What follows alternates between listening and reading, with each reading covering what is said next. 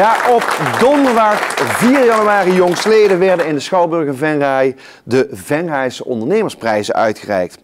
Edwin en Peter Koppes van MMI gingen er vandoor met de Rabobank Publieksprijs. En de familie Michels die ging er vandoor met de Loek Nelisprijs. En vanavond hier aan tafel Edwin Koppes, Jan en Carolien Michels. Dames en heren, applaus!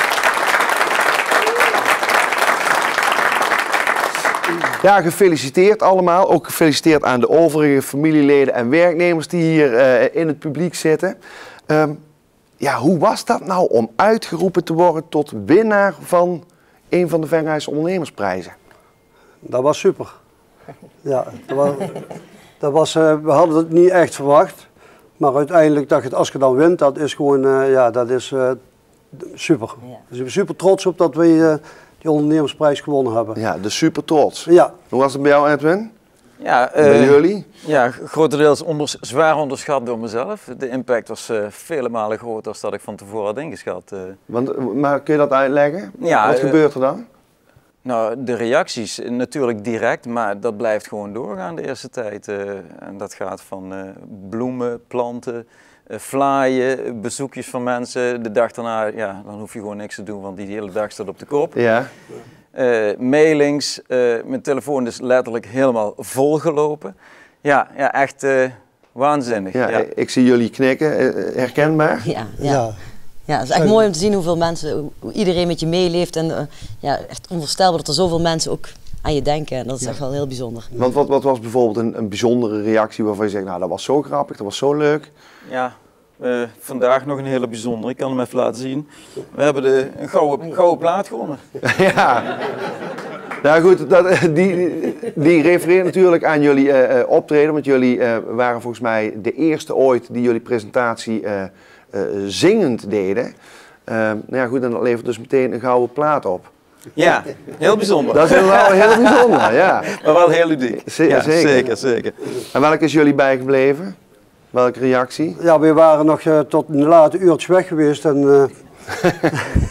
toen waren we nog naar Goestingen geweest en op een gegeven moment, ik weet niet of 4 was het, denk ik, 4:30. Zei ik tegen Gijs, ga naar huis. En zei, doe die trofee, ik zeg, die nemen we mee. Zei hij, ja, dat is Gijs, ik kom die morgen wel brengen. Ik zei, dat is ook prima. Maar de volgende dag was het, de hele dag kwam direct al continu dat mensen aankwamen en ja, dat ding is er steeds niet. En, dus op een gegeven moment zei ik, we moeten eens gaan bellen, want dat ding blijft. Maar op een gegeven moment kwamen die van Inter, die kwamen ermee, die Polen staat, hè? Ja, die hebben wat met die trofeeën, ja, dat weet ik. Ja, je had er 3 bij zich, dus. En toen mocht je hij zat rijdt en zei, ja, welke is van jullie? Ik zei, die mooiste, die is van ons. Ja, precies. Ja. Nou, hartstikke mooi. Ja. Even Edwin, voor de kijkers die vandaag naar het programma kijken, MMI. Kun je kort vertellen wat voor bedrijf jullie zijn, wat jullie doen? Ja, de naam onthult niet direct wat we allemaal doen. Machine- en metaalindustrie staat het voor. Wij zijn een toeleverancier in de verspaning, met name in de verspaning van metaal, maar ook kunststoffen en alle non-ferromaterialen. En als je dan over ijzersterk praat, dan denk ik dat we op het podium terecht zijn gekomen doordat ons bedrijf in de afgelopen jaren met name een gigantische transitie heeft doorgemaakt van een vrij conventioneel geleid metaalbewerkingsbedrijf naar een bedrijf wat tegenwoordig erbij staat met hypermoderne machines met eenzelfde automatiseringsgraad die erbij past. En even concreet voor de mensen die kijken, wat voor producten lever je dan? Dat is heel breed. We doen heel veel voor de automotive en dan moet je denken aan DAF Trucks, Packard in Amerika, Mercedes-Benz, Leyland in Engeland. Maar ook voor de foodindustrie, agrisector, offshore, gasafsluiterindustrie, glasfabrieken, verpakkingsindustrie, ja heel breed. Heel erg breed is dat, ja. En wat maakt nou dat jullie bedrijf zo ontzettend bijzonder is? De combinatie. We zijn heel vooruitstrevend, maar goed, dat hebben we in de act ook laten zien. Ja. We hebben lef, denk ik dat we, en dat hebben we ook laten zien. En zo ondernemen we eigenlijk ook. We steken gigantisch onze nek uit en dat hopen we op een goede manier te doen. En dat heeft ons gebracht tot wat we nu zijn. Ja, mooi. Ja. En voor de mensen die jullie bedrijf niet kennen, kun je kort vertellen, wat doen jullie? We hebben eigenlijk een gecombineerd bedrijf, varkens en bomen. Ja. En, dat is wel heel bijzonder volgens mij, varkens en bomen. Ja. Dat tenminste, ik heb het niet zo heel vaak gehoord. Nee, dat klopt. Nee. Dat is ook ja, dat was ook apart, want ja, op een gegeven moment, wij hadden toen grond. En dan zeg je van die grond, ja, als je die moet kopen, die kost zoveel geld. En dan denk je van, ja, dan moet je een oprijdsgeld halen. Ja, wat was er eerst, de varkens? Eerst hadden we hadden de varkens en de akkerbouw. En later zijn we met de akkerbouw omgeschakeld naar bomen. Omdat we dan gewoon dachten wij een beter rendement uit te kunnen halen. En klopte dat ook? Ja, uiteindelijk wel. Want waar zit die enorme kracht dan? En hoe voegen die twee bedrijven iets aan elkaar toe? Ja, we versterken elkaar. We hebben de varkens, dus we hebben een hoop grond nodig. Voor de grond dan kunnen we dan de mest voor de varkens op gebruiken. En we hebben een duurzaam bedrijf, allebei. We zijn duurzaam gecertificeerd. Dus we willen ook voor de varkens dat die het gewoon goed hebben. Ja. En dat ze lekker ruim liggen en dat ze het goed hebben. En voor de bomen eigenlijk ook, want de toekomst is toch dat je probeert met dat je neutraal, dat je die bomen groot kunt maken. Dat je geen bestrijdingsmiddelen, noem maar op, zo nodig hebt. Ja. En daar zijn wij hard mee bezig. Ja.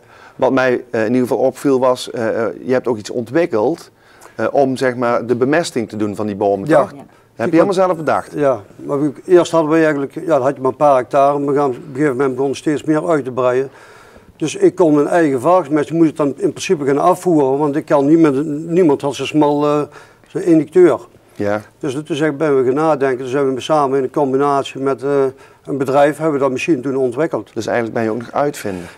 Ja, maar liever niet, want echt uitvinders in, dat krijg je ook kopzorgen van. Maar dat is toch gelukt? Maar het is gelukt, ja. Even los van het gegeven dat jullie dus allebei een mooie prijs hebben gewonnen. Wat heeft die deelname voor jullie nog meer betekend? Ik denk dat bij ons we hebben echt een beetje stil kunnen staan. Je nam echt een moment de tijd om eens terug te gaan kijken van ja, waar het is begonnen en ja, welke stappen er eigenlijk allemaal zijn gemaakt en hoe we dat met z'n allen, ja, wij met de familie, maar ook met het hele team, wat er eigenlijk allemaal is gebeurd in de laatste jaren. Ja. En als je dan zo stil staat, wat gebeurt er dan? Ja, het is wel echt bijzonder. Als je dan, het brengt heel veel mooie momenten met zich mee. Ja. Als je kijkt vanaf toen je begonnen bent tot nu, wat je allemaal gedaan hebt, dan sta je wel met de ogen te klapperen. Ja, je schrok er zelf van. Ja. Nog steeds. Hè? Maar het mooiste vind ik eigenlijk wel dat we hebben kunnen laten zien, we hebben varkens en we hebben bomen. Dus we zijn met de natuur bezig en we zijn met de varkens. Want een hoop mensen zeggen altijd, hier verder zitten veel varkens. Dus allemaal dit en dat, negatief. Maar als ik zie hier hoe wij ermee bezig zijn, en gewoon in het algemeen hier in Nederland, ja, daar kan de hele wereld niet aan tippen. En dat vind ik, dat mag ook wel eens gezegd worden. En daar ben je zo te horen ontzettend trots op. Ja, daar ben ik zeker trots op, ja. Want dat is zo goed. Ja, en terecht, mooi. Ja. Wat heeft het jullie nog meer opgeleverd, behalve een heel mooie trofee en heel wij veel zijn aandacht? niet stilgevallen, wij zijn juist opgeschakeld. Ja. Dat was ook hard nodig natuurlijk, want het kwam even op het bordje er extra bij. We hadden het al waanzinnig druk. En het bedrijf stond er natuurlijk al, maar dit is wel een heel mooi moment voor ons geweest. Om kleine dingetjes die waarmee we al langer liepen, die we gerealiseerd wouden hebben. Om dan nu voor die Venray ondernemersprijs eigenlijk te zeggen van, dan gaan we het nu ook echt doorzetten. Ja. Ja. En dat is dus ook gebeurd? Ja, dat hebben we ook beslist gedaan. Ja. Ja. Dat jullie allemaal ondernemend zijn, nou dat blijkt volgens mij wel. Wat zijn de plannen voor de nabije toekomst, voor de toekomst? Ja. Oké. Nou, voor het komende jaar dan, of dit jaar, zijn we in ieder geval ons aan het oriënteren. En dat zal ook dit jaar doorgang vinden dat we een nieuw ERP-systeem gaan aanschaffen. En dat is? En ik heb... Een ERP-systeem, dat zegt mij niet zo heel veel. Een softwarepakket eigenlijk waar je het hele bedrijf op aanstuurt. Ja. Van het begin tot het eind. En dat willen we graag vernieuwen. Verder zal medio maart zal er een vervangingsinvestering worden gedaan in het machinepark. En medio augustus zal het ongeveer worden, is er geïnvesteerd aan een uitbreidingsinvestering, ook in het machinepark. Een machine die nu nog gebouwd moet gaan worden in Japan. Ja. Echt high-tech, echt fonkelnieuw. En dat zijn een beetje de dingen. En ik hoor dan uitbreiding. Kun je dan wel op de locatie blijven zitten waar je nu zit? De locatie denk ik nog wel, maar we groeien wel een beetje uit ons jasje. Dus we zitten een beetje op een kantelpunt van, redden we het hier nog? Ja, ja natuurlijk nieuwe investeringen, dat houdt wel in dat we ook daar mensen bij nodig hebben. En daar oriënteren we ons natuurlijk nog ook heel erg op. nieuwe medewerkers, maar ook in het voortraject, in de werkvoorbereiding, calculaties. Ja. Maar ook mensen die een hart voor de techniek hebben. Ja, Die was zijn bij ons dit een oproep voor goede mensen? Ja, zeker, zeker. Dat mag je best zeggen. Ja, nou, dat is bij deze gebeurd. Ja. Nou, in ieder geval heel veel plannen. Ja, zeker. Hoe zit dat bij jullie?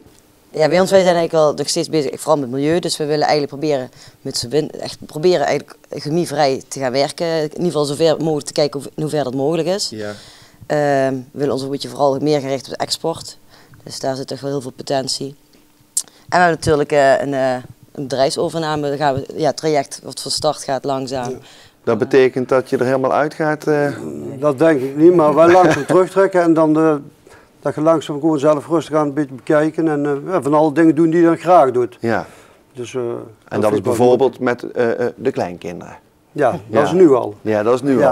al. Wat ook heel bijzonder, want dat, nou goed, dat is wellicht ook nog aardig om daarmee af te sluiten. Jullie zijn een bedrijf waar al jouw kinderen, die zijn in dat bedrijf gebleven. Ja. Wat doet dat met papa? Ja, daar ben ik wel trots op. Ik had dat nooit gedacht. Ik denk, ja, die jongens die gaan echt niet aan thuis. Dus Caroline dan in het begin al, die zei, ik ga nooit thuis beginnen.